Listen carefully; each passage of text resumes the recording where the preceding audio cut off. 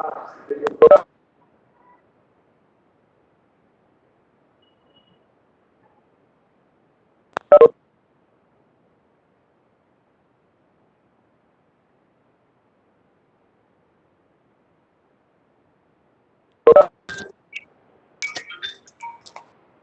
प्रार्थना से हमारा आज अनुवर्तन शिक्षण का कार्यक्रम प्रारंभ करेंगे।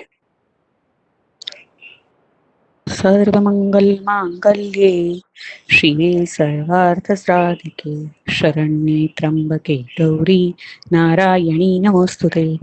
सर्वेभ्यो नमो नमः। पंकज महोदयं हम निवेदयं करोमि। पंकज महोदयः प्रणमामि। पंकज महोदय को मैं निवेदन करती हूँ। हाँ हाँ महोदय प्रणमामि। महोदय आज का अनुवर्ती शिक्षण है अनुशिक्षण, उसको आप संभालिए, प्रारंभ कीजिए, इससे आपको निवेदन है।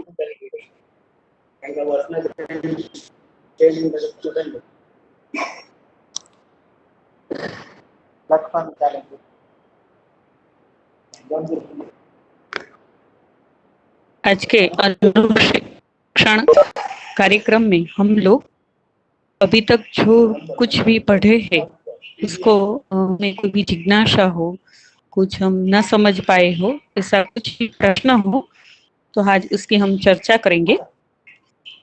इसके लिए पंकज गुरुजी को मैं निवेदन करती हूँ, वो आज का वर्ग है वो प्रारंभ करें। माननीय पंकज महोदय।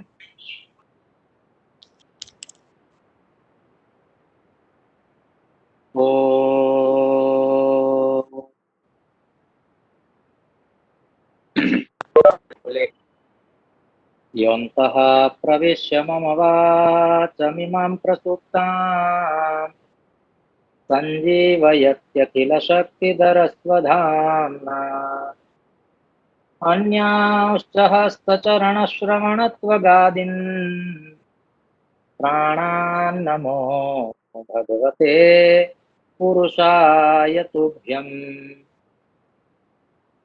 कृष्णाय वासुदेवाय हरये परमात्मने प्रणतक्लेशनाशाय गोविन्दाय नमो नमः।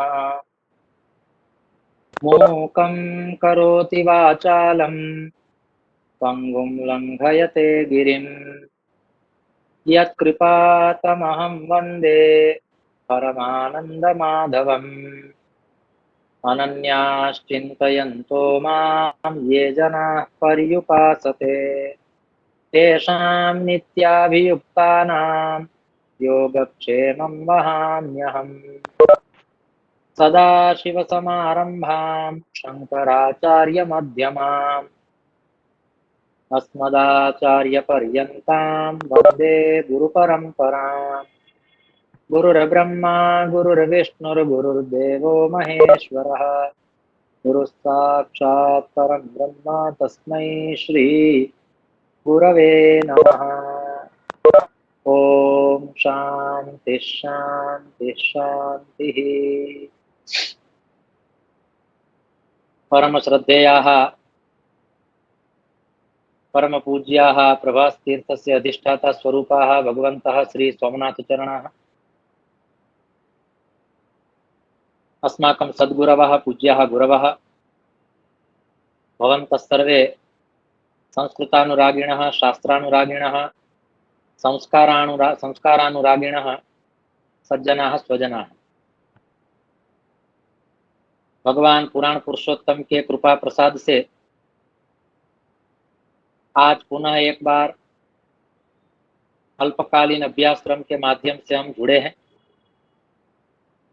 आज के विषय में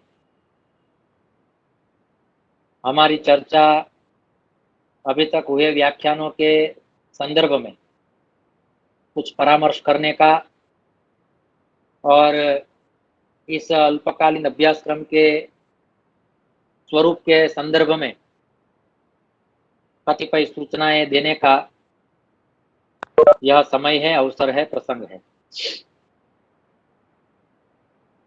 तो पहले तो मैं अपने हिसाब से इस संदर्भ में आपके समक्ष कुछ ऐसी बातें रखने जा रहा हूं जिसमें आपकी बहुत सारी समस्याओं का समाधान हो जाएगा। अभी तक आपके हृदय में भी बहुत सारे इस अभ्यासक्रम से जुड़े हुए प्रश्न होंगे, लेकिन जिन्होंने अल्पकालीन अभ्यासक्रम किया है और वो भी सोमनाथ संस्कृत विश्वविद्यालय से किया है, वो जानते हैं कि आज के व्याख्यान का विषय क्या हो सकता है, ऐसी एक वो कल्पना कर सकते हैं। लेकिन जो प्रथम बार ये अभ्यासक्रम में जुड़े हैं, उन सब महानुभावों के लिए आज का व्याख्यान थोड़ा महत्वपूर्ण है, समझने जैसा है, क्योंकि इसमें थोड़ी थियोरिकल सैद्धांतिक बातें आप सबके समक्ष रखी जाएगी। हालांकि विश्वविद्यालय की योजना के अनुसार उद्घाटन सत्र के तुरंत बाद हमने सीधा व्याख्यान में ही प्रवेश किया था। तत्त विषय के वक्ता अपने विषय पर मार्गदर्शन दे रहे थे, शास्त्रोचित बातें हम सब समक्ष रख रहे थे। तो आज हम सब इस विषय में, इस अल्पकालीन अभ्यासक्रम की रूपरेखा क्या होती है, उसमें भी थोड़ी जिज्ञासा होती है। क्योंकि जब हम केवल जिज्ञासा से पढ़ते हैं तब तो कोई प्रश्न नहीं है, लेकिन जब पता चलता है कि ये तो अभ्यासक्रम ऐसा है कि जिसमें अंत में एक परीक्षा भी होने वाली है, तो हमारा थोड़ा लक्ष्य और आशय बदल भी जाता है परीक्षा को ध्यान में रखते हुए, क्योंकि परीक्षा एक शब्द ही ऐसा है। प्रथम कक्षा से छात्र जब पढ़ने जाता है तब से लेकर पीएचडी तक यदि कोई छात्र अभ्यास करता और कहते हैं कि ये पढ़ने के बाद आपकी परीक्षा ली जाएगी, तो परीक्षा के संदर्भ में हमारा थोड़ा और भी मार्क्स के संदर्भ में, गुण के संदर्भ में, क्रमांक प्राप्त करने के संदर्भ में ये थोड़ा स्पर्धात्मक व्यू रहता है। लेकिन जो स्वांतः सुखाय पढ़ने के आशय से इस अभ्यासक्रम से जुड़े हैं, केवल ज्ञान प्राप्त करना चाहता है, यूनिवर्सिटी परीक्षा ले तो भी अच्छा, न ले तो भी ठीक, हमें ज्ञान प्राप्त हो, मूल ज्ञान प्राप्त हो, शास्त्रोक्त ज्ञान प्राप्त हो, इस विषय में शास्त्र से जुड़ी हुई मूलभूत बातें जानने को मिले, जिस बातों को सुनकर हम कुछ ऐसा प्रायोगिक कर्म करें, कुछ समाज को ऐसी दिशा में ले जाए कि आगे जाके समाज को, संसार को, भारत राष्ट्र को एक ऐसा फल मिले इस कर्म का जो हम देख सके, प्रत्यक्ष देख सके। आप जो गुण पत्र प्राप्त करोगे वो गुण पत्र सब लोग नहीं देख पाएंगे, लेकिन आप इस अभ्यासक्रम से माध्यम से जो ज्ञान प्राप्त करोगे, उस ज्ञान का लाभ जब दूसरों को आप दोगे या मिलेगा, हमको मिले, हम हमारे परिवार को मिले, तो ये फलश्रुति है। विश्वविद्यालय यह चाहता है अधिक से अधिक छात्र इसमें जुड़े, अधिक से अधिक इसमें फीस रखी जाए और विश्वविद्यालय समृद्ध हो जाए, बहुत सारे पैसे कमा ले। विश्वविद्यालय का ये आदर्श भी नहीं है, ये आशय भी नहीं है, ये लक्ष्य भी नहीं है और ये दृष्टिकोण भी नहीं है। विश्वविद्यालय यह चाहता है कि समाज शास्त्र से जुड़े। केवल इस लक्ष्य पर विश्वविद्यालय के द्वारा ऐसे ऐसे अभ्यासक्रम चलाए जाते हैं। एक बात। दूसरी बात, विश्वविद्यालय का कार्य है संस्कृत को और शास्त्र को समाज तक ले जाना। मैं ये सारी बातें आपके पास इसलिए रख रहा हूं ताकि हमें पता चले कि ये केवल अर्थोपार्जन के लिए, फीस कमाने के लिए विश्वविद्यालय ने यह कोर्स नहीं किया। इसका मैं आपको एक छोटा सा उदाहरण देता हूं, आप सावधान होकर ध्यान से सुने। कभी कभी हम फीस भरते हैं तो हमारे हृदय में ये भाव आता है कि हमने 1500 रुपये भरे हैं तो हमें इस संदर्भ में ऐसा कुछ होना मिलना चाहिए, ऐसा हमारा आशय रहता है। आप अपनी जगह पर सही है, लेकिन मैं एक ऐसा इसका छोटा सा उदाहरण देना चाहता हूँ। गीता प्रेस गोरखपुर करके एक प्रसिद्ध प्रकाशन है जो गोरखपुर में है। अभी तक इस अभ्यासक्रम से जुड़े हुए प्रायः सब सज्जनों ने गीता प्रेस गोरखपुर से प्रकाशित हुआ कोई ना कोई ग्रंथ अवश्य देखा होगा, अवश्य ग्रंथ देखा होगा। अब मैं आपको एक बात बताना चाहता हूं, एक प्रश्न पूछना चाहता हूं, और ये प्रश्न ऐसा है कि ये गीता प्रेस गोरखपुर से प्रकाशित संस्कृत भाषा के बहुत सारे ग्रंथ होते हैं, प्रकाशित होते हैं, बहुत सारे ग्रंथ प्रकाशित होते हैं, ज्यादातर संस्कृत भाषा से जुड़े हुए या तो शास्त्र से जुड़े हुए विषयों के साथ वो प्रकाशन करते हैं। प्रकाशन करते वक्त उन्होंने अपने ग्रंथ का जो मूल्य रखा होता है, उस मूल्य की आप मीमांसा करोगे तो आपको पता चलेगा। जिसका एक छोटा सा उदाहरण, भगवान की कृपा से मैं अपने पास एक इतना छोटा सा भगवत गीता का ग्रंथ रखता हूं, आप देख सकते हैं, आपके पास भी होगा ये ग्रंथ, या तो ऐसा ग्रंथ आपने देखा होगा, ऐसा ग्रंथ आपने देखा होगा। एक बात, अब आप इस ग्रंथ की मूल्य कीमत क्या है ये आप देखेंगे तो इसमें लिखा है 3 रुपए, 3 रुपए।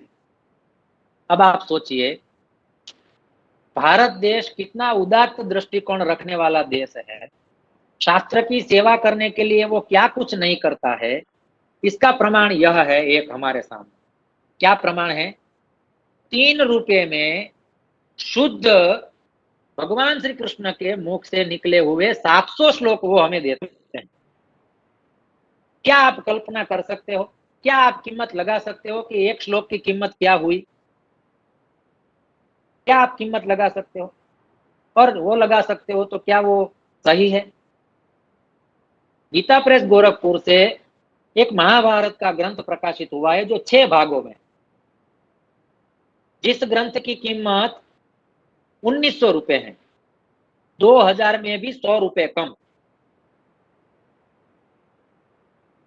6 अंक में प्रकाशित होने वाला यह महाभारत पूरा 1 लाख श्लोक से जुड़ा हुआ, जो सार्थ जिसमें हिंदी अनुवाद भी दिया गया है, ऐसे 1 लाख श्लोक हिंदी अनुवाद के साथ केवल 1900 रुपए में यदि वो हमें देता है तो आप सोचिए एक श्लोक और श्लोक के साथ जुड़े हुए अर्थ की कीमत क्या हुई।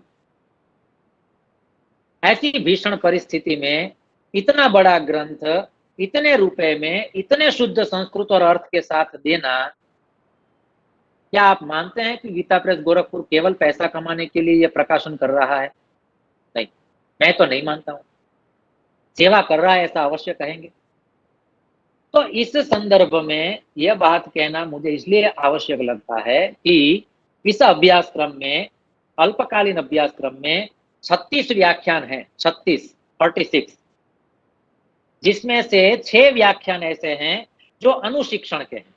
अनुशिक्षण के माने 5-6 व्याख्यान हो जाएं, उसके बाद एक व्याख्यान ऐसा आता है जिसमें छात्रों को कुछ संशय उत्पन्न हुए हो, कुछ जिज्ञासाएं हुई हो, वो जिज्ञासा व्यक्त करने का अवसर न मिला हो, समय न मिला हो, वक्ता ने यदि अनुकूलता अपनी न दिखाई हो और व्याख्यान समाप्त कर दिया हो, तो हमारी वो सारी जिज्ञासाएं ऐसे ही मृतप्राय न हो जाएं, वो ज्ञान संपन्न हो, उससे कुछ हमारा निष्कर्ष निकले और हम उस बात को जान सके। इसलिए एक व्याख्यान अनुशिक्षण का रखा जाता है 5 या 6 व्याख्यान के बाद।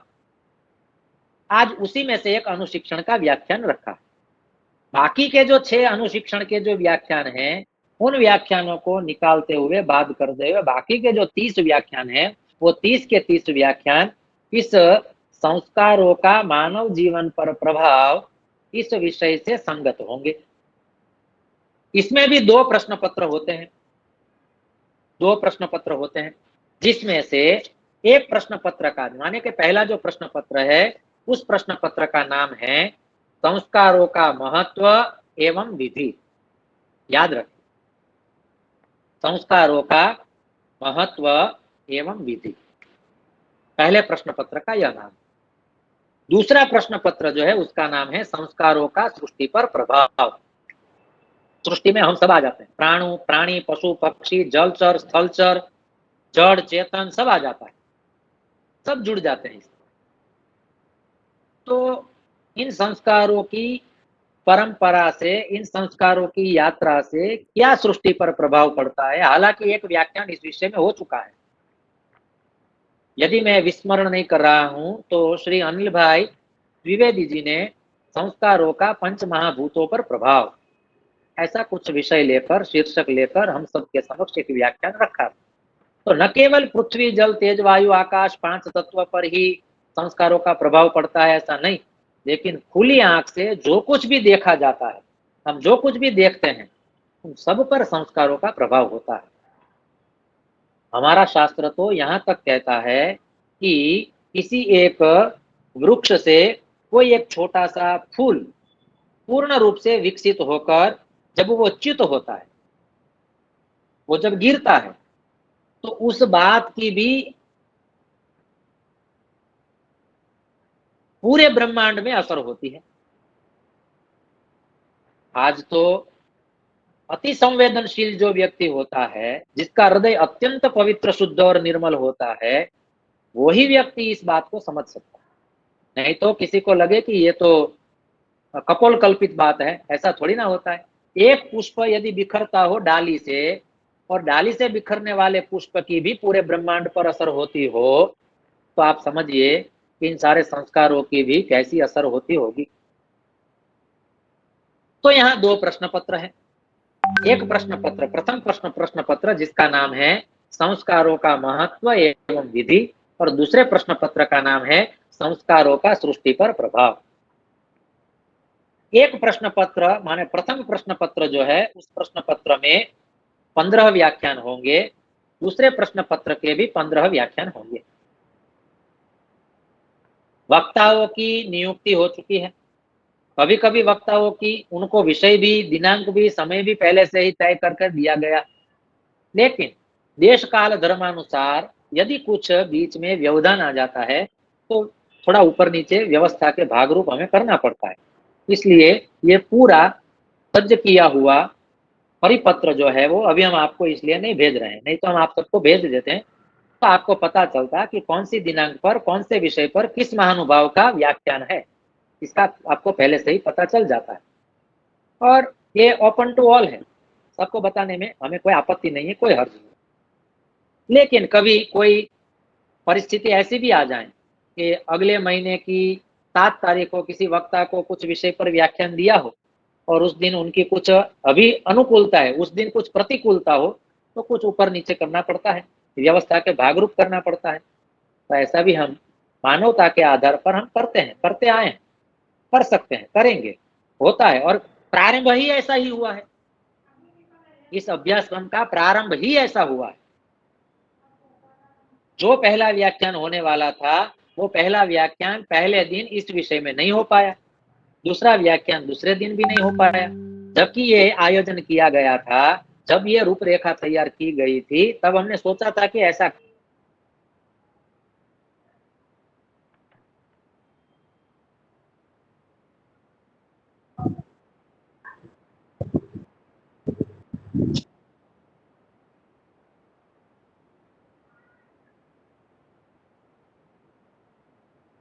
नहीं जानता है, कोई नहीं जानता है।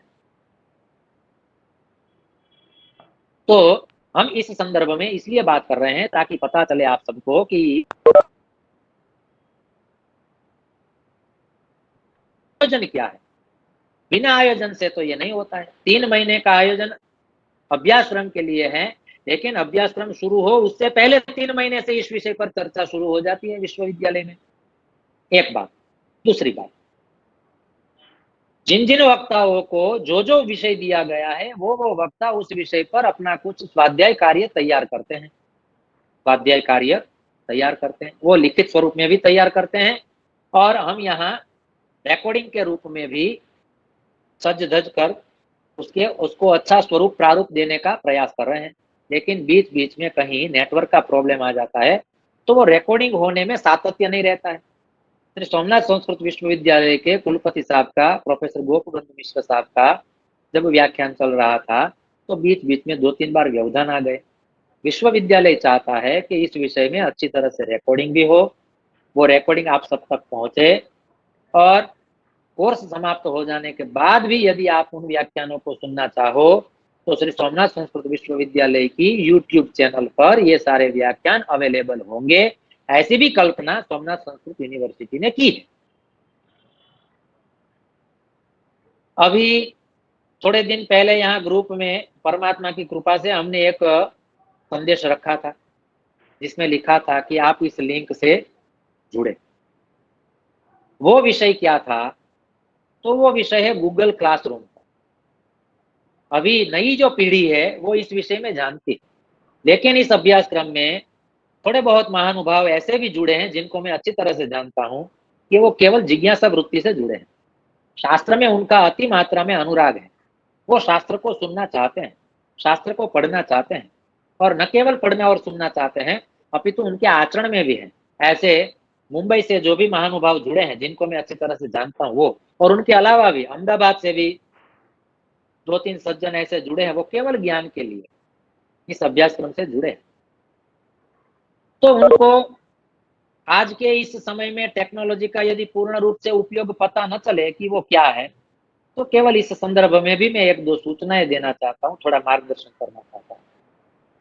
अभी तक जितने भी व्याख्यान हुए, हालांकि इस अभ्यासक्रम में एक ललित भाई करके भी सज्जन जुड़े हैं, जो इससे पहले भी रामायण द्वारा व्यक्तित्व विकास इस विषय में अल्पकालीन अभ्यासक्रम हुआ, उसमें भी वो जुड़े थे, और वो भी शास्त्रानुरागी है, शास्त्र से प्रणय करते हैं और शास्त्र में उनका अनुराग है।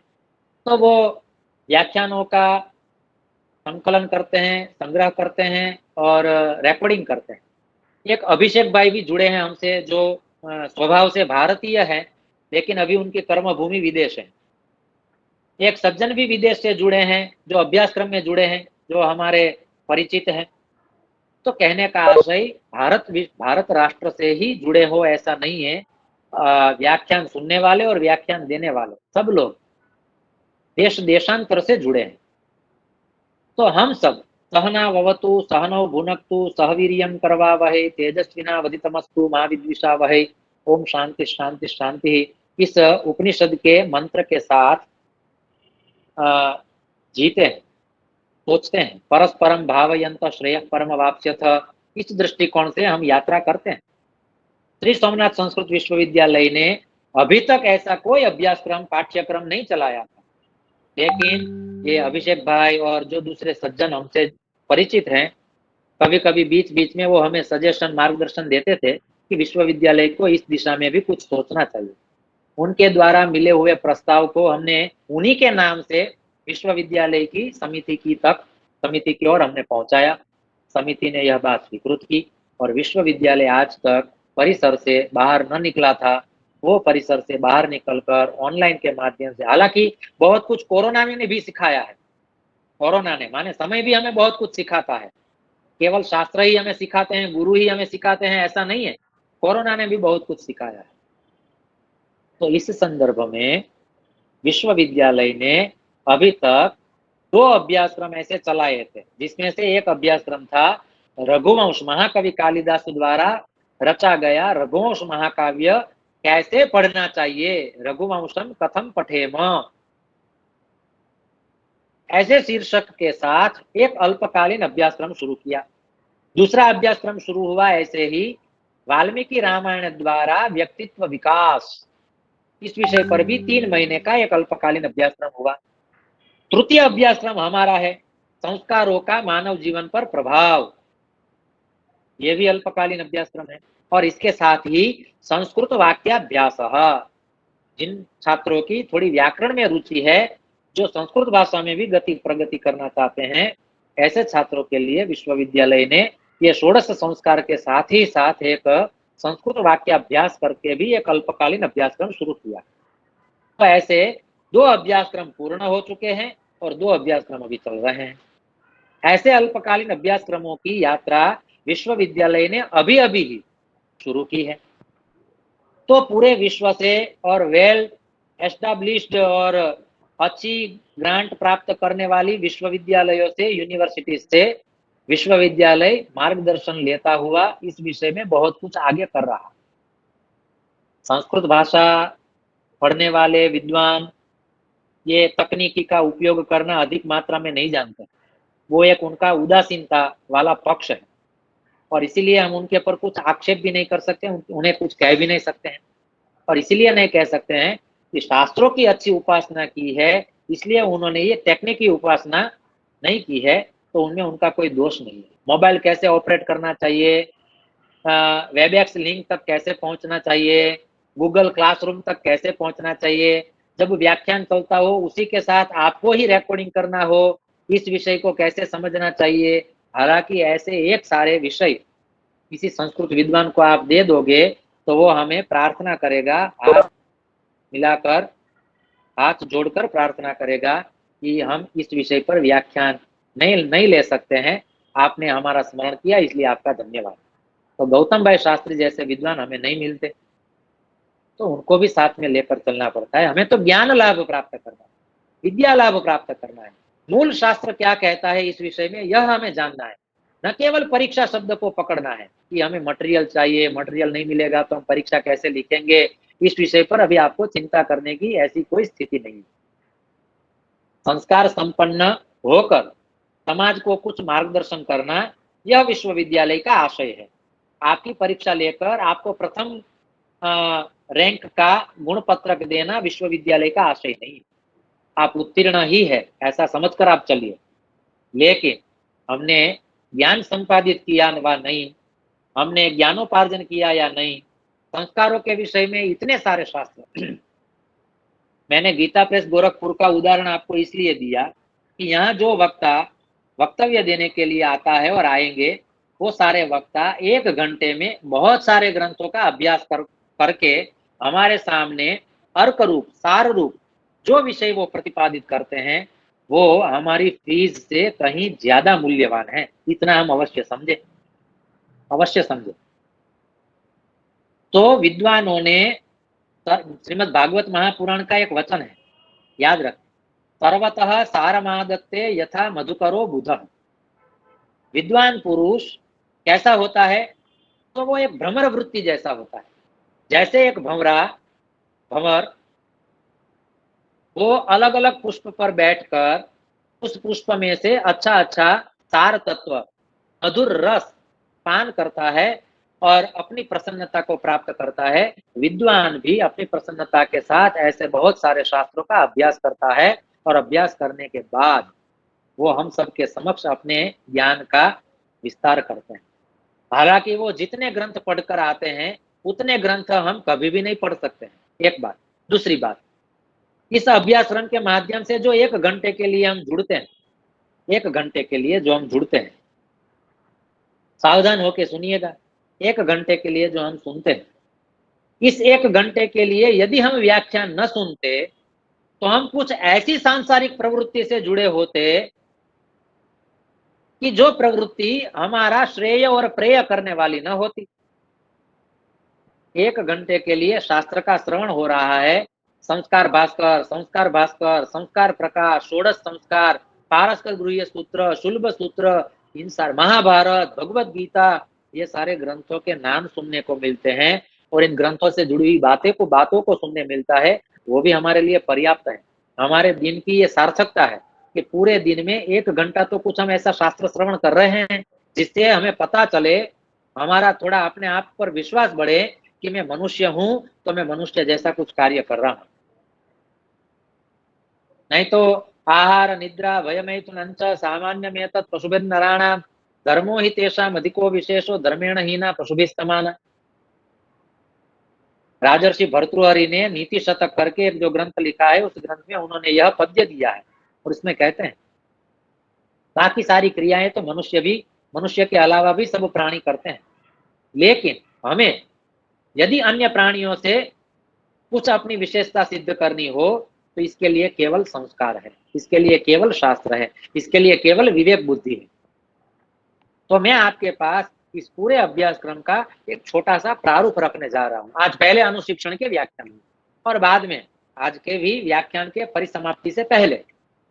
हालांकि मैं इतना कुछ बड़ा विद्वान नहीं हूं, अभी तक जितने भी व्याख्यान हुए वो पूरे व्याख्यान में आद्योपांत ठीक से सुन नहीं पाया हूं, लेकिन यदि आपने ये वो व्याख्यान सुने हैं और उन व्याख्यानों में से यदि आपकी कुछ जिज्ञासा है और उस जिज्ञासा को संतुष्ट करने के लिए यदि मेरा कुछ छोटा सा ज्ञान आप तक पहुंच सकता है तो हम अंत में अवश्य परामर्श करेंगे। अवश्य परामर्श करें और उस परामर्श के आधार पर हम अपने प्रश्नों का समाधान प्राप्त करेंगे। तो प्रश्न पत्र 1 जो है उसमें उसके 15 व्याख्यान है और उनके अलग-अलग वक्ता है। दूसरा जो प्रश्न पत्र है उसके भी 15 व्याख्यान है और उसके लिए भी अलग-अलग वक्ता है और सारे के सारे वक्ता जो है वो गणमान्य विद्वानों में से है। हालाँकि हमें सब जगह पर हर एक वक्ता का पूर्ण परिचय कभी नहीं होता है। किसी के मार्गदर्शन के आधार पर, माननीय कुलपति साहब की सूचना के आधार पर या तो कुछ व्यवस्था के आधार पर हम कुछ ऐसा रखते हैं व्याख्यान। तो कोई महानुभाव आता है और अपनी क्षमता के हिसाब से अपना व्याख्यान देता है। तो हमें अपनी विवेक बुद्धि से, हमें अपनी शास्त्र बुद्धि से उस व्याख्यान को भी, उन वक्ता को भी मान-सम्मान देना है और उनका व्याख्यान सुनना है। हालाँकि हमारा प्रयास ऐसा ही है कि वक्ता उत्तम से उत्तम अपना वक्तव्य प्रदान करे और अपना उत्तम से उत्तम व्याख्यान देकर जाएँ और जो मटेरियल हो वो भी हमें दें। तो मैं बीच में आपको एक बात यह कह रहा था कि यहाँ एक गूगल क्लासरूम के लिए एक लिंक रखा गया। हम सीख रहे थे। गूगल क्लासरूम का इतना हमें बड़ा परिचय नहीं था, हम सीख रहे थे। विश्वविद्यालय में एक दीपेश भाई कतिरा करके एक प्राध्यापक है, उनके साथ और हमारे जो तकनीकी सहायक हैं, हरेश भाई खेर और ये सब, उन सब महानुभाव से थोड़ी प्रेरणा लेकर सीखते-सीखते हमने एक गूगल क्लासरूम क्रिएट किया। अब षोडश संस्कार के जितने भी व्याख्यान होंगे, उन व्याख्यान के संदर्भ में जो भी मटेरियल होगा, चाहे वो ऑडियो में हो, चाहे वो वीडियो में हो, चाहे वो ऑडियो-वीडियो दोनों में हो, चाहे वो हार्ड कॉपी में हो, जिसका सॉफ्ट कॉपी करके रखा गया हो, वो सब वहाँ गूगल क्लासरूम में रखा जाएगा और वो कभी नष्ट नहीं होगा। ब्रह्मवैवर्त पुराण में एक वचन आता है, यावत यावत चंद्र दिवाकरौ, परमात्मा का अस्तित्व दीर्घकालीन है। हमारा अस्तित्व तो इतना दीर्घकालीन नहीं है। हम तो मृत्यु साथ में लेकर ही आए हैं। हमारा जन्म होते हुए ही मृत्यु निश्चित हो गया है। लेकिन जब तक यावत् स्थास्यन्ति गिरयः सरितश्च महीतले तावद् रामायणी कथा लोकेषु प्रचरिष्यति। ऐसा एक वचन है रामायण के संदर्भ में। भगवान श्री राम की गाथा इस धरातल पर कब तक रहेगी? तो कहते हैं इस पृथ्वी पर जब तक पर्वत रहेंगे, जब तक नदियां रहेगी, जब तक समुद्र रहेंगे, तब तक भगवान श्री राम की कथाएं, भगवान श्री राम के ग्रंथ, भगवान श्री राम का चरित्र गाया जाएगा। तो उसी तरह से आज के संदर्भ में वैज्ञानिक टेक्नोलॉजी के टाइम में हम ये कह सकते हैं कि यहाँ गूगल क्लासरूम के माध्यम से जो कुछ भी आपके समक्ष रखा जाता है वो सब गूगल क्लासरूम में तब तक रहेगा जब तक जीमेल का अस्तित्व रहेगा। जब तक जीमेल रहेगा तब तक गूगल क्लासरूम रहेगा और तब तक गूगल क्लासरूम में रखा गया सारा का सारा ऑडियो विजुअल सब भी फंक्शन रहेंगे। प्रथम परिचय प्राप्त करने के लिए आप में से जिन महानुभावों ने गूगल क्लासरूम वाला ऐप डाउनलोड कर लिया है, समझ लिया है, तो उनको पता होगा। इससे पहले हमारा जब व्याख्यान हुआ था 16 संस्कारों का परिचय एवं संख्या में विविध मत, इस विषय पर जो व्याख्यान हुआ था वो भगवत कृपा से हमने भी यहाँ रिकॉर्डिंग किया था। हम ये चाहते थे कि इसका ठीक से रिकॉर्डिंग हो, तो हमने वो रिकॉर्डिंग दूसरे मोबाइल में किया था और उस मोबाइल में रिकॉर्डिंग ठीक से हुआ ऐसा हमने सोचकर वो व्याख्यान पूरा वहाँ गूगल क्लासरूम में रखा है। आप में से जिन महानुभावों का गूगल आईडी होगा, जीमेल आईडी होगा, जीमेल आईडी, याहू भी नहीं, रेडिफ भी नहीं और भी आईडी नहीं चलेंगे, केवल जीमेल का आईडी होगा जिसका, वो जीमेल आईडी वाला व्यक्ति उस गूगल क्लासरूम तक अवश्य पहुंच सकेगा उस लिंक के माध्यम से। तो सोमनाथ संस्कृत विश्वविद्यालय के द्वारा जो भी मटेरियल वक्ता के द्वारा हमें मिलेगा, स्वयं विश्वविद्यालय तैयार करेगा, हम स्वयं उसमें आप थोड़ा रस रुचि व्यक्त करते हुए आपके पास पहुंचाना चाहेंगे।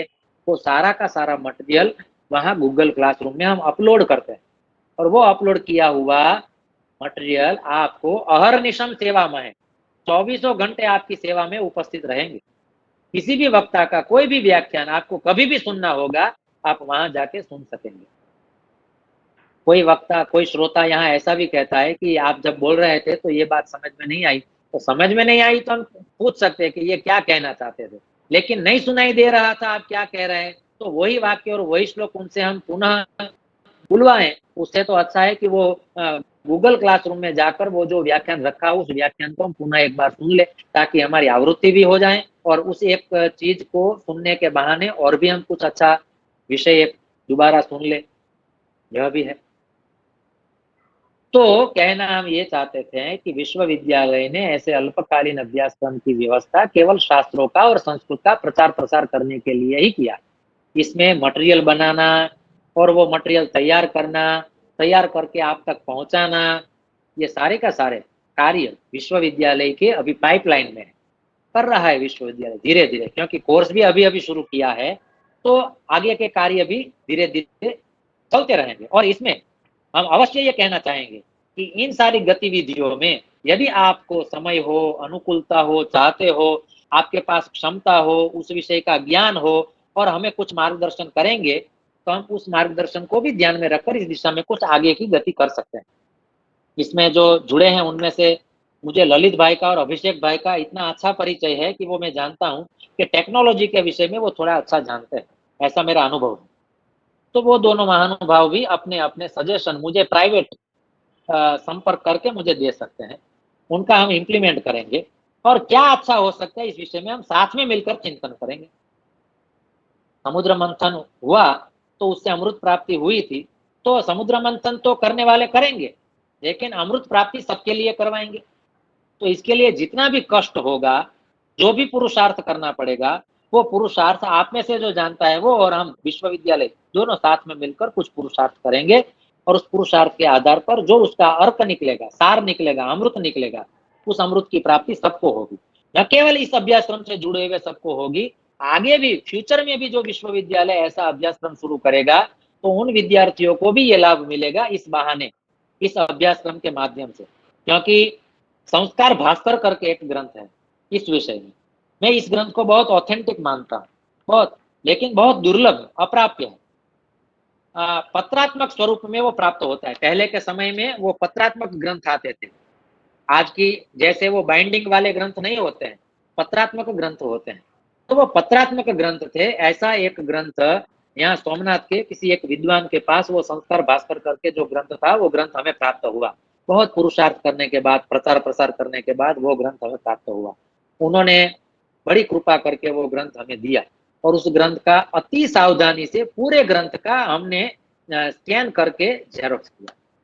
वो स्कैन कॉपी हमारे पास रखी, जिसका स्पाइरल बाइंडिंग करके हमारे पास रखा, लेकिन शब्द ऐसे जटिल उसमें लिखे हैं, बहुत सावधानी से पढ़ना पड़ता है। तो ऐसा सावधानी से जो पढ़ना पड़ता है वो पढ़ कर आप तक पहुंचाना हम चाहते हैं, ताकि ऐसे ग्रंथों का पुनरुद्धार हो। हालांकि षोडश संस्कार विषय की बात करनी हो और संस्कार भास्कर जैसा ग्रंथ यदि संदर्भ में न लिया जाए तो हमें इतना अवश्य समझ लेना चाहिए कि वो बात अपूर्ण है। यदि उस विषय की बात पूर्ण करनी हो तो संस्कार भास्कर ग्रंथ का तो उद्धरण संदर्भ अवश्य देना और लेना चाहिए। ऐसा वो महत्वपूर्ण ग्रंथ है। गीता प्रेस गोरखपुर के द्वारा संस्कार प्रकाश करके एक ग्रंथ प्रकाशित किया गया है। उस ग्रंथ की कीमत बहुत न्यून है, बहुत अल्प मात्रा में उसकी कीमत रखी गई है। यदि मैं इस ग्रंथ का आपको इसलिए नाम दे रहा हूँ, हालांकि यहाँ समुदाय में ग्रुप में मैंने वो संदेश छोड़ा था कि कौन से ग्रंथ है संस्कार के विषय में और कहाँ का प्रकाशन है, वो तो शायद मैंने नहीं लिखा होगा, लेकिन ग्रंथ का नाम मैंने अवश्य लिखा है। तो उन ग्रंथों के नाम के आधार पर हम वेबसाइट के माध्यम से भी थोड़ा सर्च कर सकते हैं। धार्मिक पुस्तक जहाँ मिलते हो ऐसी जगह पर भी हम थोड़ा छानबीन कर सकते हैं और गीता प्रेस गोरखपुर से तो हम अवश्य छानबीन करेंगे। तो इस संदर्भ में मैं एक बात आपको कहना भूल गया था, जो अभी परमात्मा की कृपा से याद आ रही है।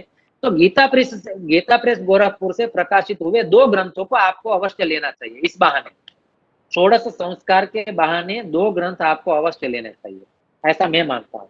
हालांकि वो दोनों ग्रंथों का मूल्य नहींवत है, बहुत अल्प मात्रा में, 100 रुपए, 125 रुपए में वो मिलता है। जिसमें से एक ग्रंथ का नाम है संस्कार प्रकाश, जो मैंने आपको कहा, और दूसरा संस्कार अंक।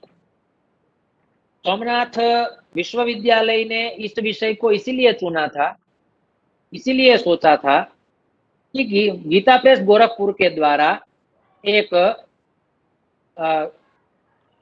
एक ग्रंथ प्रकाशित किया गया है जिसे कहते हैं संस्कार अंक। गीता प्रेस गोरखपुर से बहुत सारे विशिष्ट विशिष्ट अंक प्रकाशित होते हैं। वो एक एक अंक एक एक पीएचडी जैसा कार्य है उनका। मैं गीता प्रेस गोरखपुर का प्रसार प्रसार नहीं कर रहा हूं, लेकिन जो चीज अच्छी है उसे अच्छा कहना चाहिए, वो हमारा धर्म है।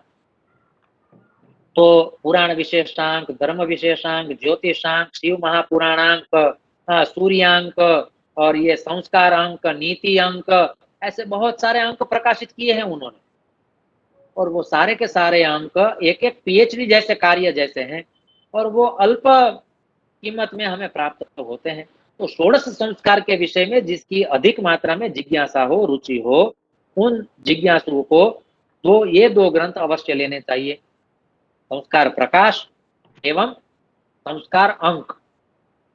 वो आप ग्रंथ लेंगे, पढ़ेंगे, और पढ़ते पढ़ते, हाँ, ये दोनों ग्रंथ लेकर पढ़ते पढ़ते यदि आपको कुछ प्रश्न और जिज्ञासा होती है तो आप अवश्य परामर्श कर सकते हैं, अवश्य परामर्श कर सकते हैं। यदि ग्रंथ से पढ़कर ही सब ज्ञान आ जाता तो विश्वविद्यालयों से, शैक्षणिक संकुलों से, इन ऑनलाइन अभ्यासक्रम से कौन जुड़ता। केवल ग्रंथ से यदि विद्वान बन सकते तो सब लोग घर बैठे बैठे विद्वान हो जाते। ग्रंथ जो है, शास्त्र जो है, वो समुद्र का पानी है, और व्याख्यान देने वाले जो वक्ता है वो बादल का पानी है। वो शास्त्र के समुद्र में से जल को शोषित करता है, लेता है, और मीठा बना के, उसमें तो क्षार युक्त जल है, लेकिन विद्वान व्यक्ति पढ़कर उस शास्त्र के जटिल सिद्धांतों को अत्यंत सरलता से समझकर मीठा पानी बरसाता है व्याख्यान के माध्यम से अपने श्रोताओं के समक्ष, जिज्ञासुओं के समक्ष, और छात्रों के समक्ष। तो विद्वानों का, वक्ताओं का ये कार्य है। केवल ग्रंथ पढ़ने से विद्वान हो जाते तो कोई अभ्यासक्रम से न जुड़ते, सब अपने घर अच्छे अच्छे ग्रंथ लाकर पढ़कर विद्वान हो जाते। हमारे यहाँ एक श्लोक है, सत्यम दमो ज्ञानम अहिंसता च विद्वत् प्रमाणम च सुशीलता च एतानि यो धारयति स विद्वान न केवलम यह पठति स विद्वान। केवल ग्रंथ पढ़ता रहता है वो विद्वान नहीं है। दूसरे की संवेदनशीलता को जो जानता है, जो करुणा से भरा है, जो सहृदयी है, जो दया संपन्न है, दूसरे की कल्याण की वृत्ति भी जिसके हृदय में है, जो शास्त्र को पढ़कर शास्त्र का अनुसरण और अनुगमन करता है, वो वास्तव में विद्वान है। तो ऐसी सारी बातें, बहुमुखी प्रतिभा से, हमारे यहाँ संस्कृत भाषा में एक शब्द है विद्वान के लिए, बहुश्रुत। याद रखें, बहुश्रुत, जो अधिक मात्रा में सुनता हो, और सुनते सुनते, क्योंकि हमारी परंपरा ही यह है, श्रुति परंपरा। हमारे आदि ग्रंथ कौन से हैं? वेद हैं। वेद का नाम है श्रुति। श्रुति का अर्थ होता है सुनना, क्योंकि वो सारे के सारे वेद, पुराण, धर्मशास्त्र, आज के समय में जितने भी ग्रंथ अवेलेबल है, प्राप्त है स्टॉल पर, वो सारे के सारे ग्रंथ यदि हम तक पहुंचे हैं तो वो केवल श्रुति परंपरा से पहुंचे। यदि ठीक से सुनने की परंपरा न होती तो ये सारे ग्रंथ न होते। क्योंकि वशिष्ठ ऋषि ने जब वशिष्ठ स्मृति लिखी, विश्वामित्र ऋषि ने जब विश्वामित्र स्मृति लिखी, देवर्षि नारद ने नारद पंचरात्र, नारद पुराण और नारद स्मृति लिखी, तब इतने बड़े बड़े प्रिंटिंग प्रेस नहीं थे, तब ऐसे कागज नहीं थे, तब भी हमारे पास आज ये सारे ग्रंथ उपलब्ध है। किसके कारण? श्रुति परंपरा के कारण। क्योंकि सुनते सुनते किसी ने ये ग्रंथ कंठस्थ कर लिए, हृदयस्थ कर लिए, आत्मसात कर लिए, समझ लिए, और बाद में लेखित स्वरूप में उसे तैयार कर लिए, और जब समय आया तब जाके उसे प्रकाशित भी कर दिए। तो आज हमारे पास यह परंपरा इसलिए जीवंत है क्योंकि हम ठीक से सुनना जानते हैं। तो हमारे लिए ठीक से सुनने का बड़ा महत्व है। नवधा भक्ति में भी पहली भक्ति श्रवण भक्ति कहा है। हमें पहले ठीक से सुनना है। जो भी विद्वान यहाँ आता है, आप इस विद्वान के व्याख्यान को ठीक से ध्यान पूर्वक एकाग्रता से सुनोगे तो भी आपके बहुत सारे प्रश्न शांत हो जाएंगे, निर्मूल हो जाएंगे। फिर भी यदि ऐसा कभी लगता है कि उस विद्वान ने इस विषय को थोड़ा सा स्पर्श करके तुरंत आगे निकल गए हैं, कुछ समझ में नहीं आया है, तो हम अनुशिक्षण के व्याख्यान में, या तो व्याख्यान उनका समाप्त हो उसके बाद उनकी अनुमति लेकर, यदि वो अनुमति दे रहे हैं तो उनसे हम थोड़ा परामर्श करते हुए, अपनी जिज्ञासा व्यक्त करते हुए उन प्रश्नों का समाधान प्राप्त कर सकते हैं और करेंगे। तो यह हमारी परंपरा है। संस्कारों की बात हम संस्कार शब्द को ध्यान में रखकर ही करेंगे। कभी कभी ऐसा भी हमें ध्यान में रखना पड़ता है कि षोडश संस्कारों के विषय में हम पढ़ रहे हो, लेकिन कहीं हम ही तो संस्कार से च्युत नहीं हो रहे हैं, वो भी हमें देखना होता है। इन सारी बातों को ध्यान में रखकर, हालांकि अभी तक जितने भी विषय हुए हैं, जिन जिन विषयों पर व्याख्यान हुए, जिन जिन वक्ताओं के हुए हैं, उन विषयों को यहाँ ग्रुप में लिखकर लिंक के साथ रखा गया था। तो मैं उन सारे विषयों का अभी नाम नहीं ले रहा हूँ कि पहला व्याख्यान इस विषय पर था, दूसरा व्याख्यान इस विषय पर था। इस विषय में अभी मैं अधिक समय नहीं ले रहा हूँ, क्योंकि थोड़ा आपसे भी सुनना है, यदि आपकी कुछ जिज्ञासा हो तो। लेकिन पहले मैं ये कह देना चाहता था कि ये 3 महीने का अभ्यासक्रम है, इसमें 36 व्याख्यान है, 6 व्याख्यान अनुशिक्षण के हैं, 30 व्याख्यान में से 15 व्याख्यान एक प्रश्न पत्र के हैं, दूसरे 15 व्याख्यान दूसरे प्रश्न पत्र के हैं। दिवाली के दिनों में यदि गुरु शुक्र शनि आता है तो उन दिनों में हम व्याख्यान का आयोजन नहीं करेंगे। बाकी माननीय कुलपति साहब की सूचना है कि घर बैठे ही हमें पढ़ना है और सुनना है, तो 1 घंटे का कुछ समय निकालकर हम अपनी शास्त्र के प्रति प्रतिबद्धता को हम प्रतिपादित करेंगे। हालांकि दीपावली में, नूतन वर्ष में लोग व्यस्त होते हैं, मिलने जुलने में होते हैं, लेकिन उन दिनों में व्याख्यान हमने नहीं रखे हैं, चिंता का कोई विषय नहीं। हालांकि उन दिनों में भी व्याख्यान वैसे तो रखना चाहिए। क्यों रखना चाहिए? तो कोई व्यक्ति हमारे घर, हालांकि कोरोना के समय में तो कोई हमारे घर हैप्पी न्यू ईयर करने आएगा नहीं, लेकिन यदि वो आता है तो वो भी व्याख्यान सुनने के लिए बैठे। हाय हल्ला तो हमने बहुत बार कर दिया, कैसे हो कैसे नहीं वो तो हमने बहुत कर लिया। इस विषय पर आज हम कुछ अच्छा इन वक्ता के माध्यम से सुनेंगे, तो वो भी सुनने का लाभ ले सकेगा। ऐसा हम कर सकते हैं हालांकि, लेकिन विश्वविद्यालय ने ऐसा आयोजन अभी किया नहीं। हम केवल इन दिनों में ही, दीपावली के दिनों में व्याख्यान न रखते हुए, कल हमारा व्याख्यान अवश्य रहेगा। कल हमारा जो व्याख्यान है वो पुंसवन, जात कर्म संस्कार एवं नामकरण संस्कार, इन दोनों संस्कार पर व्याख्यान होगा।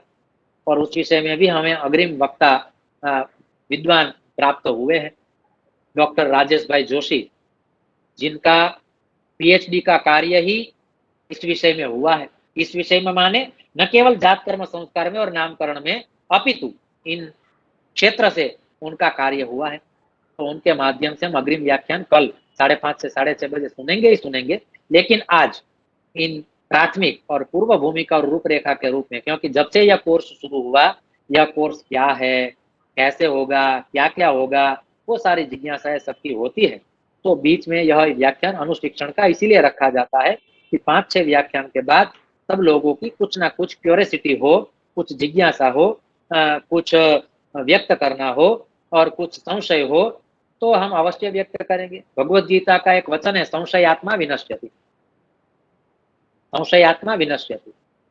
जिसको संशय होता है वो आत्मा का विनाश होता है, लेकिन तब तक विनाश होता है जब तक उत्पन्न हुआ संशय भी हम व्यक्त न करें। लेकिन जो व्यक्ति संशय उत्पन्न होने के बाद भी संशय को व्यक्त कर देता है और व्यक्त करने के बाद संशय का समाधान प्राप्त कर लेता है, तो वो संशयात्मा तरिष्यति, वो फिर तैर जाता है।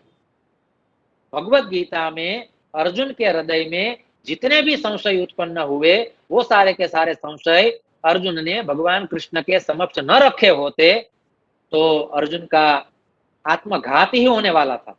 लेकिन जो जो संशय हुए, उन्होंने बहुत शालीनता से, विनम्रता से, संस्कार से वो सारे के सारे संशय भगवान कृष्ण के समक्ष उन्होंने रखे।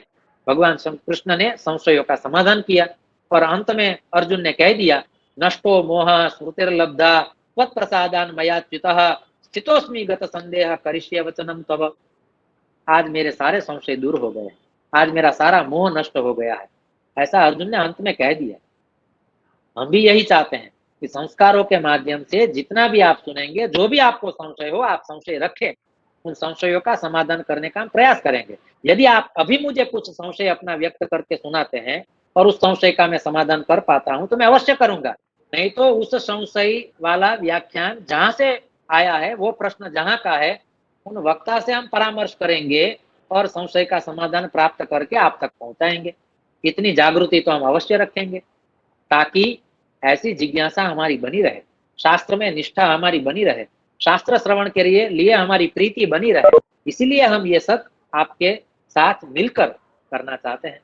तो ये थोड़ा बहुत विहंगावलोकन इस अभ्यास क्रम के संदर्भ में आपके समक्ष प्रस्तुत किया गया।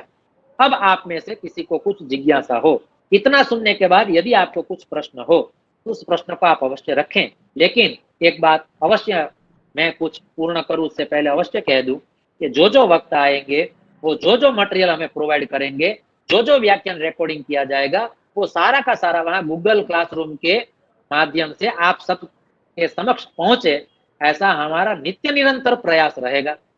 तो इसमें आप हमें सहकार देंगे ही, इतनी आशा करते हुए, ऐसा भाव करते हुए मैं इस विषय में थोड़ा बहुत अनुशिक्षण के माध्यम से जो कहना था वो कहते हुए अब आपसे विनती करता हूं कि यदि आपको विगत व्याख्यानों में से जो हो चुके हैं व्याख्यान उसमें से यदि कुछ आपको संशय हो तो मैं अपनी यथाधीतम यथामति मेरे मति के अनुसार उसका समाधान करने का मैं नम्र प्रयास करूंगा। आप क्रम से इस विषय में आपकी अपनी जिज्ञासा व्यक्त कर सकते हैं। धन्यवाद।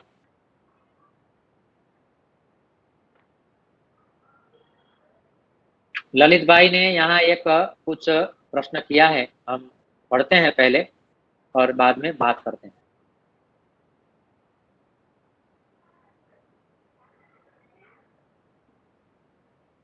धन्यवाद ललित भाई, आपका हमें बहुत अच्छा सहकार मिल रहा है, इसलिए हम आपको इतनी अच्छे रूप से याद करते हैं और आपकी सेवा से, आप कह रहे हैं आपने हमें सेवा दी, हम कहते हैं आपने हमें सेवा दी, तो ये परस्पर भाव है। ललित भाई ने अपना विचार यहाँ अच्छा व्यक्त किया है, हम भी उनके प्रति अपनी कृतज्ञता व्यक्त करते हैं। धन्यवाद ललित भाई। और कुछ महानुभावों को पूछना हो तो अवश्य पूछे, संशय न रखे।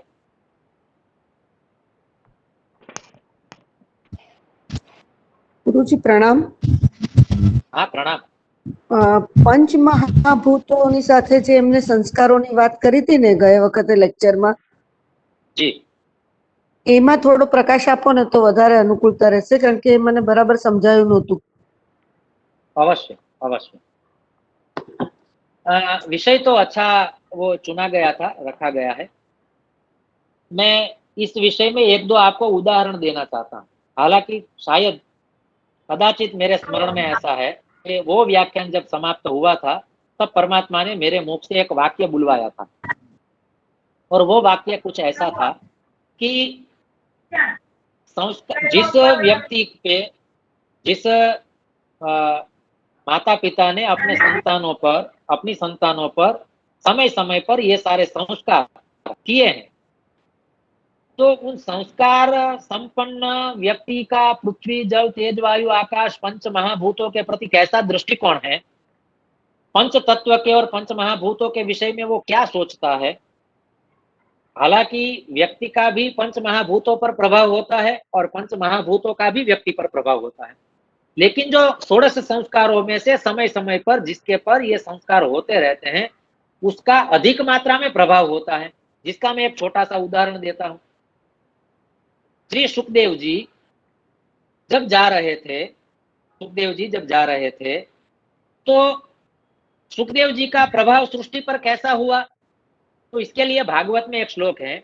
ये प्रश्न जो प्रीति बहन ने पूछा है वो भागवत से जुड़े हुए हैं और शास्त्र में उनकी अधिक मात्रा में प्रीति है, वो मैं जानता हूं, इसलिए मैं कहता हूं कि वहां एक श्लोक आता है, यम प्रव्रजन तमनुपेत कृत्यम द्वैपायनो विरह का तराजुहाव पुत्रेति तन्मयतया तरवोभिनेदुस्तम सर्वभूत हृदय मुनिमानतोस्मि। तो वेद व्यास जी अपने पुत्र को बुला रहे हैं, रुकने को कह रहे हैं कि पुत्र मुझे छोड़कर मत जा। सुखदेव जी को संसार पकड़ न ले, झकड़ न ले, इसलिए वो जन्म प्राप्त करते ही दौड़कर संसार से भागने के लिए निकल जाते हैं। तो वहां वेद व्यास जी पीछे पीछे दौड़ते हैं। वो संस्कार संपन्न श्री सुखदेव जी थे, तो सुखदेव जी के पक्ष से वो सारे वृक्ष उनको उत्तर देते हैं, तरवो भी नेदु, वहां वृक्ष उनको उत्तर देते हैं। किनको? वेद व्यास जी को। सुखदेव जी के संदर्भ में सुखदेव जी की वाणी वो वृक्ष के द्वारा बोली जाती है। तो यहाँ हम ये कह सकते हैं कि संस्कारों का प्रकृति पर, पंच महाभूतों पर कैसा प्रभाव हुआ। ध्रुव चरित्र में एक श्लोक आता है और उस श्लोक में जब ध्रुव जी भी तपस्या करके पुनः राज्य की ओर लौटते हैं तब भी वहां कहते हैं कि जो व्यक्ति परमात्मा की कृपा को प्राप्त करता है और संस्कारित होता है, उसके सामने पूरी प्रकृति झुक जाती है, पूरी प्रकृति झुक जाती है। तो ये पंच महाभूतों पर हुआ प्रभाव ये है कि हम जल को भी देखेंगे, जल का भी कुछ हमें प्रभाव होगा, या तो हमारा प्रभाव कुछ जल पर भी ऐसा होगा, वृक्षों पर भी हमारा कुछ ऐसा प्रभाव होगा, क्योंकि प्रकृति भी चेतनवंत, चेतना से पूर्ण है, चैतन्य पूर्ण है। महाभारत में ऐसे बहुत सारे श्लोक आते हैं जिसमें कहते हैं कि वृक्ष जो है वो भी देखते हैं, वृक्ष भी घ्राण को अपनी नासिका से श्वासोच्छ्वास प्रक्रिया को प्राप्त करते हैं, वृक्ष भी संवेदनशील होते हैं, वृक्ष को भी स्वाद होता है, वृक्ष भी देख सकते हैं, सुन सकते हैं। ऐसे बहुत सारे श्लोक भगवान वेदव्यास जी ने लिखे हैं जो बॉटनी विषय में पढ़ाया जाता है। तो पंच महाभूतों पर संस्कारों का प्रभाव कुछ इस तरह से हम ले सकते हैं, कह सकते हैं, समझ सकते हैं। ધન્યવાદ ગુરુજી. એમને કર્ણ તેજની સાથે કીધું હતું ને, એમાં એ કેવી રીતે થઈ શકે એનું મારે જાણવું હતું. કર્ણ આપણે કાન નું એમને કીધું હતું કે આપણે કર્ણ છેદન કરીએ ને, જે એની સાથે તેજનું પાન થાય છે શરીરમાં, એ કેવી રીતે થઈ શકે મને જરા સમજાવી લો. अब यहाँ एक बात यह भी समझने जैसी है, याद रखने जैसी है। हमारे 16 संस्कार में से 2 संस्कार ऐसे हैं जिन 2 संस्कारों का संबंध कान के साथ है। उन 2 संस्कारों में से एक संस्कार है कर्णवेद संस्कार, जो पुरुषों का भी होता है, स्त्रियों का भी होता है। लेकिन एक जो संस्कार है उपनयन संस्कार, यज्ञोपवीत धारण करने का, तो वो यज्ञोपवीत संस्कार जो होता है उसमें भी जब मलमूत्र त्याग करना होता है तब यहाँ कर्ण के पर वो यज्ञ सूत्र रखा जाता है। क्यों ऐसा रखा जाता है? हालांकि यज्ञोपवीत संस्कार उपवीत संस्कार बाकी है, इसलिए मुझे इस विषय में अधिक नहीं कहना चाहिए, क्योंकि उसमें हमें विद्वान वक्ता अवश्य सुनने को मिलेंगे और वो हमारी जिज्ञासा को संतुष्ट करेंगे ही करेंगे। लेकिन हमारे यहाँ सुनने के लिए 2 कान हैं, लेकिन सुनता एक ही है, वो सुनता एक ही है। मैं इस विषय में एक बात अवश्य कहना चाहूंगा कि जितेंद्रिय शब्द है हमारे यहाँ, जितेंद्रिय शब्द, इंद्रियों पर विजय प्राप्त करना। तो ये तो बहुत विस्तृत विषय है। हालांकि पंच ज्ञानेन्द्रिय है, पंच कर्मेंद्रिय है, 11वां मन है, इन सब पर विजय प्राप्त करना, और इन सब पर जिसने विजय प्राप्त किया है वो जितेंद्रिय है, ऐसा कहते हैं। लेकिन इस बात को यदि सरल मात्रा में समझा जाए, सीखा जाए, तो केवल इतना कह सकते हैं कि जिस व्यक्ति का अपने कान पर विजय है वो व्यक्ति जितेंद्रिय है। अब आपको प्रश्न होगा, कान पर विजय होना माने कैसे जितेंद्रिय बन जाना? तो हम कुछ देख रहे हैं और हम देखना नहीं चाहते हैं, तो हम केवल सरलता से अपनी आंखें बंद कर लेते हैं, सरलता से आंख बंद कर देते हैं कि भाई मुझे ये दृश्य नहीं देखना है, मैंने सरलता से आंख बंद कर दी। कोई व्यक्ति ऐसा है कि कहीं से गुजरता है और वहां कुछ बदबू आती है, बदबू आती है, और वो उस बदबू से विमुख होना चाहता है, दुर्गंध आती है, तो वो केवल अपनी नासिका को आदेश देता है और श्वासोच्छ्वास की प्रक्रिया को थोड़े समय के लिए वो अवरुद्ध कर देता है, रोक देता है। मैं अपने मुख को आदेश दे दूं कि अब आगे वाले शब्द मुझे नहीं बोलने हैं, तो मैं सरलता से अपना मुख बंद कर दूंगा। लेकिन ये सारे के सारे सिद्धांत अन्य सब इंद्रियों पर होता है, लेकिन कान पर नहीं होता। कान को आप आदेश दो कि अब आगे वाले वचन मुझे नहीं सुनने, तो कान अपने आप बंद नहीं हो जाता है, वो सुनना शुरू ही रखता है। चाहे हम उसमें दोनों अपनी उंगलियां डाल दे, कोई बड़ा वस्त्र यहाँ लगा दे, कुछ भी करे, लेकिन हमें सुनाई देता है। लेकिन शास्त्र कहता है, मेरा नम्र मत है, जब हम अपने कानों को भी आदेश दे दें कि यह जो प्रपंच चल रहा है, ये जो कलह चल रहा है, ये मुझे नहीं सुनना है, तो कान को आदेश दे देता हूँ कि भाई तू सुनना बंद कर दे, और उसी वक्त कान सुनना बंद कर देता है, तो समझ लो ये जितेंद्रिय है, ये कर्णवेद और उपवीत संस्कार का मूल फल है।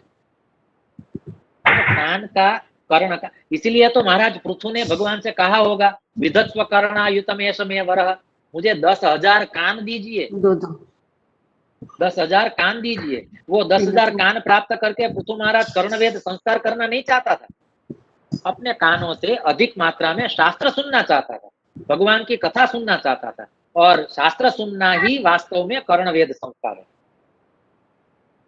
धन्यवाद गुरुजी, धन्यवाद, समझाई गए।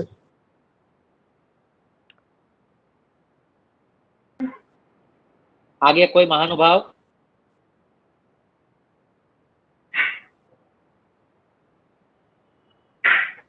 जी भारतीबेन दवे कुछ बोलना चाहते हैं? उनका माइक कौन है, तो कुछ प्रश्न पूछना, जिज्ञासा या कुछ ज्ञान देना चाहते हैं?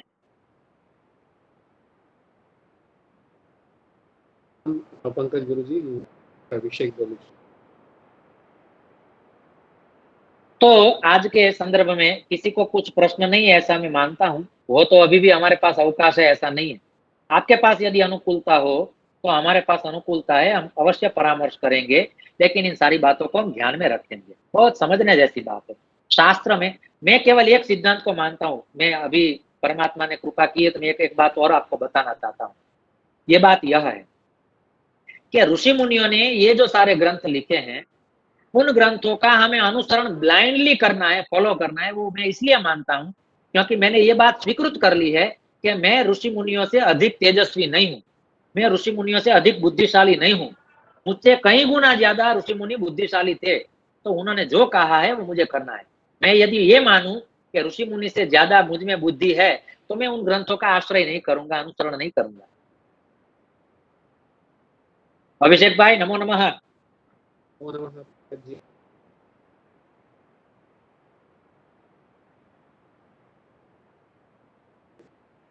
એટલે બ્રેક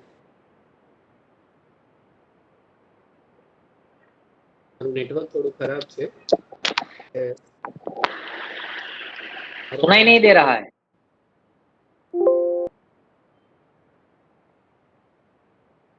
અવાજ આવી રહ્યો છે હવે? हाँ, थोड़ी धीमी धीमी रही है। નેટવર્ક થોડું ખરાબ છે એટલે લગભગ અવાજ નથી આવતો। सॉरी।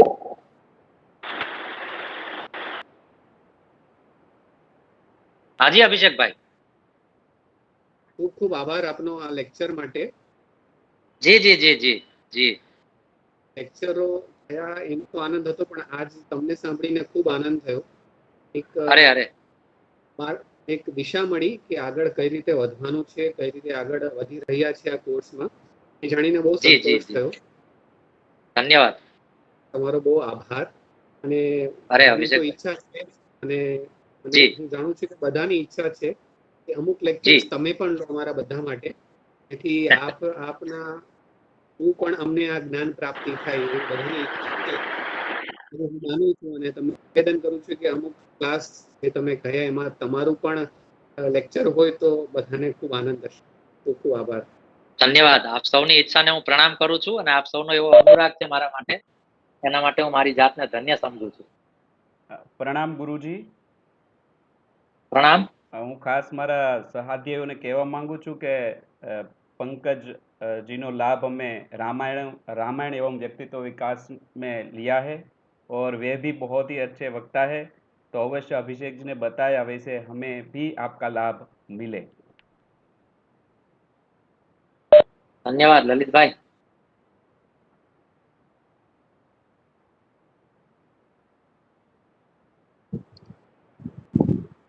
હવે જ્યારે પણ આગળ આવા અભ્યાસક્રમ ચાલુ થાય ને પંકજભાઈ, ત્યારે પ્લીઝ અમને લોકોને જણાવજો ગ્રુપમાં। અવશ્ય બેન, અવશ્ય જણાવીશું। હવે આપણે આ ગ્રુપના માધ્યમથી અને ગૂગલ ક્લાસરૂમના માધ્યમથી આપણે મળતા રહેશું। मारी आप सब अभ्यासुओं ने विनंती है, आप सबको मेरी विनती है कि यदि आपका जीमेल अकाउंट न हो तो जीमेल अकाउंट बना के आप उस गूगल क्लासरूम से जुड़ जाइए। हम उसमें कुछ ना कुछ ऐसी बातें रखते रहेंगे ताकि उससे हमारी कुछ ना कुछ शास्त्र प्रीति बढ़ती रहे। આ વાક્યાભ્યાસનો પણ ફરીથી આવો કોર્સ ચાલુ કરજો તો અમે લોકો ફરીથી જોડાઈ શકીએ પછી। अवश्य अवश्य अवश्य। ધન્યવાદ। हाँ।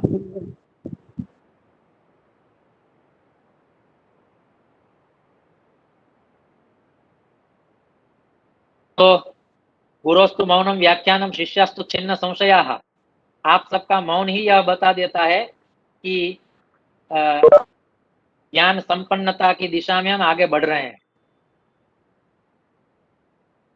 श्रीमद् भगवत गीता का एक सूत्र देकर हम आज के इस सत्र को पूर्ण करेंगे। श्रीमद् भगवत गीता के 10वें अध्याय में भगवान ने 2 बात हमारे सामने रखी है। हालांकि बहुत सारी बात है, लेकिन उसमें से 2 बात का मैं यहाँ उल्लेख करना चाहता हूँ। जिसमें से एक बात है कि भगवान ने कहा है वादः प्रवदतामहम्, वादः प्रवदतामहम्। यदि आप ज्ञान प्राप्त करना चाहते हो तो किसी अच्छे विद्वान के साथ आप वाद करिए। वाद माने संवाद करिए, विवाद न करें, संवाद करिए। यदि आप ज्ञान संपन्न होना चाहते हो तो आप वाद करें, संवाद करें। और दूसरा एक उपाय उन्होंने यह भी बताया है भगवत गीता में कि भगवान कहते हैं मौनम चैवास्मि गुह्यानाम। यदि आप कोई गुह्य ज्ञान प्राप्त करना चाहते हैं तो अधिक मात्रा में मौन रहिए। तो हमें कभी लगता है कि परमात्मा एक तरफ हमें बोलने को भी कह रहे हैं और दूसरी तरफ मौन रहने को भी कह रहे हैं, तो ये उन्होंने मध्यम मार्ग निकाला है। गुजराती में भी कहावत है, बोले एना बोर वेचाय અને ન બોલવામાં 9 ગુણ। तो आपने तकलीफ થાય કે આમાં શું કરવું, બોલે એના બોર વેચવા કે ન બોલવાથી 9 ગુण लेवा। तो बीच में से कोई अच्छा सा तृतीय मार्ग ले ले कि हम शास्त्रोचित बात ही रखें, शास्त्र के साथ जुड़ी हुई बातों को ही हम संदर्भ के साथ रखें। बोले तो कुछ ऐसा बोले जो शास्त्र संपन्न हो। तो मैं ये कहना चाहता था कि हम प्रायः विद्वानों के मुख से शास्त्र संगत वाणी को ही सुनेंगे। आपने हमारे व्याख्यान के लिए भी जो हमें उत्साहित किया है वो भी आपका एक प्रेम है, आदर है, उसे हम प्रणाम करते हैं। लेकिन परमात्मा कृपा करते रहेंगे तो हम इस तरह से अवश्य कुछ विद्या व्यासंग करते रहेंगे, शास्त्र चर्चा करते रहेंगे। आप जैसे सहृदयी जब मिलते हैं तो हमें भी कुछ बोलने का मन होता है, नहीं तो हम सोचते हैं कि थोड़ा मौनम चैवास्मि गुह्यानाम ऐसा रखें। लेकिन आप सबका इस अभ्यासक्रम से जुड़ने का जो आशय है वो आशय बहुत अच्छा है और उस आशय से हमें भी अच्छा लगता है। तो इसका हम अधिक मात्रा में प्रचार करेंगे। और यदि आज आपको या आप में से किसी को अब कोई प्रश्न न हो तो इन सत्र को विराम देंगे और कल पुनः 5:30 बजे हम व्याख्यान से जुड़ेंगे, मिलेंगे। तो व्याख्यान की परिसमाप्ति करें। आप सबका अनुमोदन है ऐसा मानते हुए। नमस्कार महोदय। हाँ नमस्ते। आप बताया था कि एक अभ्यास क्रम आपका रघुवंश महाकाव्य के ऊपर भी हुआ है, तो उसके बाद हम कहीं से मतलब उसको दोबारा देख सकते हैं, मतलब मिल सकते हैं हमें उसका कुछ? बहुत आपने एक अच्छा प्रश्न किया है। इस विषय का उत्तर प्रीति बेन को मैं भी देना चाहूंगा, क्योंकि उन्होंने कहा ना अभी के संस्कृत वाक्याभ्यास जैसा अभ्यासक्रम हुआ और भविष्य में भी ऐसा कुछ अभ्यास होने वाला हो तो आप हमें अवश्य बताएं, हम जुड़ेंगे। तो मैं आपको बता दूं, पहले जो अभ्यासक्रम अल्पकालीन हो चुके हैं उन व्याख्यानों का भी रिकॉर्डिंग हुआ है। अब उन सारे व्याख्यानों को यूट्यूब चैनल पर रखने के लिए विश्वविद्यालय अभी गतिशील है, कार्य कर रहा है। तो वो यूट्यूब चैनल पर अवेलेबल हो जाएंगे और आपको सुनने को मिलेंगे, रघुवंश के लिए भी और रामायण द्वारा व्यक्तित्व विकास के भी। जो ललित भाई ने अभी यहाँ उल्लेख किया वो भी बहुत अच्छा अभ्यासक्रम चला, उसमें भी बहुत सारे वक्ता जुड़े थे, बहुत सारे श्रोता भी जुड़े थे और अभ्यासक्रम हुआ। तो वो सारे जो हो चुके हैं अभी तक, जो 2 अभ्यासक्रम अल्पकालीन पूर्ण हो चुके हैं, पूर्ण हुए अल्पकालीन अभ्यासक्रमों का सारा मटेरियल अब धीरे धीरे हम यूट्यूब चैनल पर अपलोड करने जा रहे हैं। जब अपलोड हो जाएगा तब उसका कोई एक लिंक आप सबके पास हम पहुंचा देंगे। आप में से जिसको भी जिज्ञासा हो, शास्त्र शुश्रूषा हो, वो अवश्य सुन सकेगा। स्वाति बेन, आप सुन पाओगे? बहुत बहुत धन्यवाद। जी जी। तो आज का सत्र में आपसे बात करने का मुझे तो अच्छा लगा, क्योंकि अभी मेरे मन में चैतसिक प्रसन्नता कुछ लग रही है कि मुझे अंतःकरण से कुछ प्रसन्नता का अनुभव हो रहा है। तो कुछ अच्छी बात मैं आप तक पहुंचाने में निमित्त बना हूं। इतना संतोष प्राप्त करते हुए पूर्णता मंत्र के साथ हम इस सत्र को विराम देना चाहते हैं। ओम पूर्णमदः पूर्णमिदं पूर्णात् पूर्णमुदच्यते पूर्णस्य पूर्णमादाय पूर्णमेवावशिष्यते।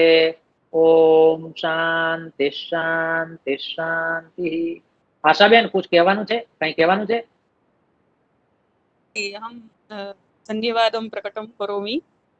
अरे अरे धन्यवाद, आप સૌનો પણ ધન્યવાદ। ધન્યવાદ, સૌને પ્રણામ મારા। નમો નમઃ। नमो नमः।